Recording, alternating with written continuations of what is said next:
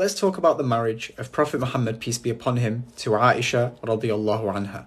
Now, if we want to have this conversation, we have to be fair. So let me set some foundations.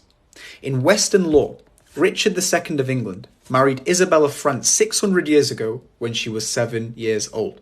And whenever historians talk about this marriage, it's always about how amazing it was and how it brought peace between England and France. No mention of age. And the Prophet's marriage was more than double 600 years ago.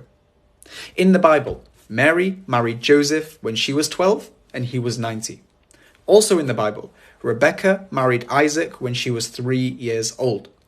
In Jewish law, according to Jacob Neusner's book, A History of Mishnaic Law of Purities, women are ready for marriage at 3 years and 1 day old. About 100 years ago in England, the age of consent was 12. Today in Japan, it's 13.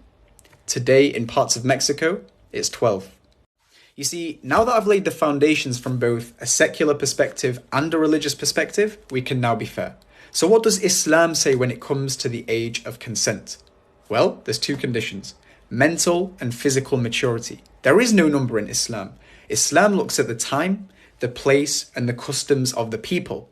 In other words, you can't just compare a 12-year-old today that has food given to her on a plate, water on tap, central heating, comfortable beds, iPads and games, to a 12-year-old that was born 1400 years ago in the middle of a harsh desert with no guarantee of food and in need to work from an early age. You just can't compare the two. The customs are different, meaning one has to mature much quicker. And this study will show you why. Notice how in the past, mental and physical maturity are coupled together all the way until the present moment where there is now a mismatch. Why? Because of social complexity and nutritional overload. Take a screenshot.